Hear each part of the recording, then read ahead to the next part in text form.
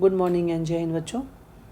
In this video lecture, I am going to discuss about the formula of compounds and number of the voids filled actually in a given solid. So here I would like to introduce this topic with the help of the NCERT, and here you can see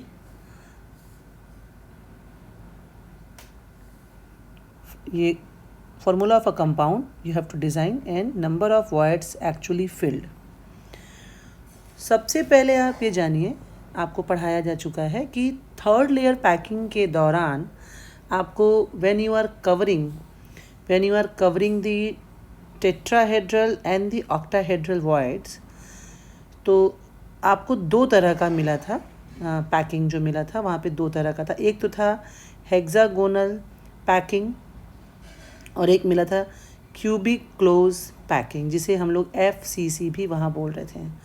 तो ये आपको मिला था tetrahedral void की covering करने पे, और जो आपको CCP मिला था या जिसे हम लोग FCC बोलते हैं, ये आपको मिला था bye covering all the octahedral voids. तो ये पिछले वीडियो में ये डिस्कस किया गया था, ठीक है. और क्योंकि वहाँ पे दो तरह के वॉइड बने थे, यही NCERT में डिस्कस कर रहा है. अब आपको ये देखना है कि ये देखिए, यहाँ से पढ़िए, while the number of octahedral void present in a lattice is equal to the number of close pack particle. इसका मतलब है अगर आपके क्लोज पैकिंग ऑफ सॉलिड में, क्लोज पैक स्ट्रक्चर बोलिए, close pack structure of a particular solid में जो number of particles हैं, नंबर ऑफ से द कॉन्स्टिट्यूएंट पार्टिकल, ठीक है, इज़ 100. मान लीजिए 100 है. सपोज हमने कर लिया कि जिन पार्टिकल से मिलके आपका वो जो पैकिंग जो स्ट्रक्चर बना है क्रिस्टल का, वो अगर पार्टिकल की संख्या 100 है, तो उस केस में जो नंबर ऑफ ऑक्टाहेड्रल वॉइड होगा, नंबर ऑफ ऑक्टाहेड्रल वॉइड जो होगा will be equal to the, यहाँ से देखिए, number of octahedral void present in a lattice is equal to the number of close pack particles. यानी अगर 100 पार्टिकल से मिलके बना है तो वॉइड यानी ऑक्टाहेड्रल वॉइड की संख्या कितनी होगी, वो भी 100 होगी. जबकि टेट्राहेड्रल की कितनी होगी, total number of the tetrahedral voids will be particle की संख्या का दुगना, generated is twice this number. यानी अगर वो 100 है तो ये यहाँ कितना हो जाएगा, 200 हो जाएगा. ये बात आपको याद रखनी है हमेशा. और NCERT में एक जगह और इसको डिस्कस किया गया है, वो मैं आपको दिखा देती हूँ. यहाँ देखिए, यहाँ भी इसे डिस्कस किया गया है कि let the number of close pack spheres like the constituent particle be n. अगर वो n है तो जो number of octahedral void generate होगा वो कितना होगा, वो भी n होगा. लेकिन टेट्राहेड्रल वॉइड की संख्या कितनी होगी, 2n होगी. ठीक है. तो इस कॉन्सेप्ट के साथ हम आगे बढ़ रहे हैं और हम लोग फार्मूला डिज़ाइनिंग की बात करते हैं. NCERT में दो बड़े ही अच्छे एग्जाम्पल्स दिए हैं, और इनमें से मैं आपको यहाँ बताना चाहूँगी कि ये वाला जो एग्जाम्पल है ये बहुत ही इम्पॉर्टेंट है, वेरी वेरी इम्पॉर्टेंट. ये और इससे मिलता जुलता बहुत बार पूछा गया है बोर्ड से लेके आपके सभी एग्ज़ाम्स में क्वेश्चन पूछे जाते हैं. फार्मूला डिज़ाइनिंग वाला ये वाला question is very very important. ठीक है. तो सबसे पहले हम पहला वाला एग्जाम्पल देखते हैं, फिर हम लोग दूसरा वाला एग्जाम्पल देखेंगे. देखो यहाँ पे क्या बोल रहा है कि एक कंपाउंड है जो दो एलिमेंट से मिलके बना है. कौन कौन से मिलके बना है, X और Y से मिलके बना है. ठीक. Atoms of the element Y. अच्छा, ओके. Y जो है वो Y क्या करते हैं, Y CCP बनाता है. ठीक है. ठीक. And those of the element X, जिसे देखो इसको बोल रहा है कि ये एनायन है और इसे बोल रहा है कि ये कैटायन है. ठीक है ना.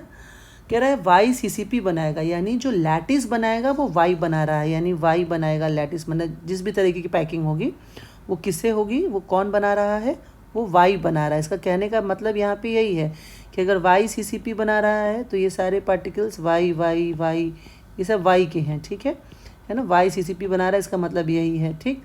और फिर ये बोलता है कि those of the element x जो कैटायन है वो ऑक्टाहेड्रल बॉन्ड में, इसका मतलब है कि आपका ए जो है, ध्यान से देखिएगा, आपका ए जो है, सॉरी ए कह रहे हैं, वेरी सॉरी, एक्स यहाँ पे कहीं है, यहाँ वॉइड्स के बीच में बैठा है ना, समझ में आ रही है बात, वॉइड्स में बैठा हुआ है, ए वॉइड पे है और वाई जो है वो अपनी रेगुलर पोजीशन पे है, समझिए इस बात को, ठीक है। ये जो रेड से बनाया हुआ है ये एक्स है और वाई तो आपको दिख ही रहा है, ये सारे क्या हैं, ये सब वाई हैं, ठीक।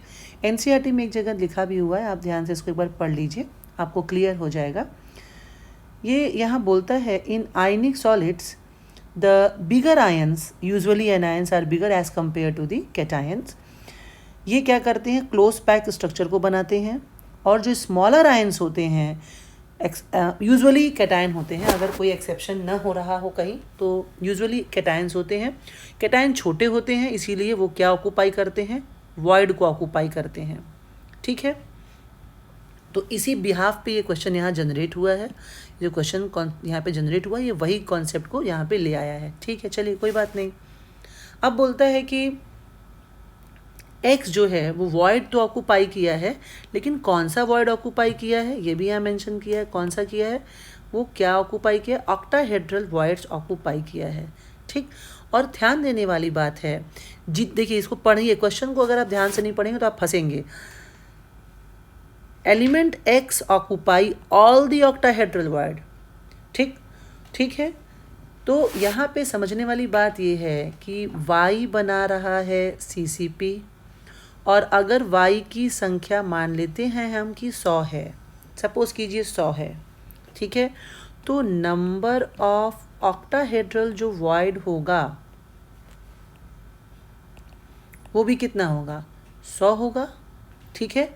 यानी y की संख्या अगर हमने 100 मानी है तो ऑक्टाहेड्रल वॉइड की संख्या भी 100 है, और अगर 100 ऑक्टाहेड्रल वॉइड हैं तो 100 जगहों पे आपका कौन बैठा है, x बैठा है, यानी x की संख्या भी कितनी हो गई, वो भी 100 हो गई, हम कह सकते हैं, क्योंकि हर यहाँ पे क्वेश्चन में मेंशन कर रहा है कि element x occupy all the octahedral void, यानी अगर 100 ऑक्टाहेड्रल वॉइड हैं तो 100 की किसने ऑक्यूपाई किया, x ने। तो एकदम ये तो क्वेश्चन बहुत ही आसान हो गया। और आपको पूछा है what is the formula of the compound, तो स्टाइकियोमेट्रिक रेशियो निकालना है, x/y निकालेंगे, यहाँ पे 100/100 हो जाएगा। हमने 100 माना है, हम 1000 भी मान सकते थे, हम 500 भी मान सकते थे, हम 10 भी मान सकते थे, लेकिन वो कट के कितना आएगा बेटा, 1:1 आएगा। So effectively what will be the formula of the ionic solid, that will be XY। Fine.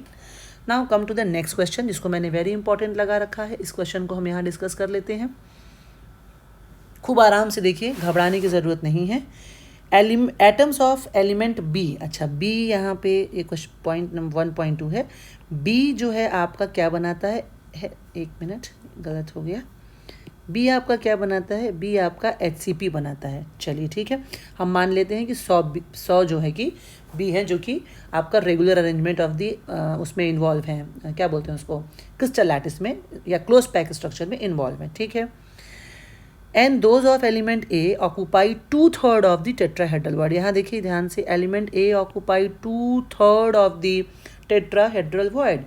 तो अगर B की संख्या 100 है, जो कि क्लोज पैक स्ट्रक्चर को बना रहा है HCP लैटिस में, तो ऑफकोर्स ऑक्टाहेड्रल जो वॉइड है उसकी संख्या कितनी होगी, 100।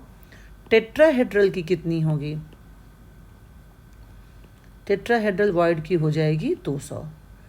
हमें किससे काम नहीं है, हमें इससे काम नहीं है, क्योंकि ऑक्टाहेड्रल की बात नहीं हो रही, हमें किससे काम है, हमें इससे काम है, ठीक है। तो हम इसी की बात करेंगे।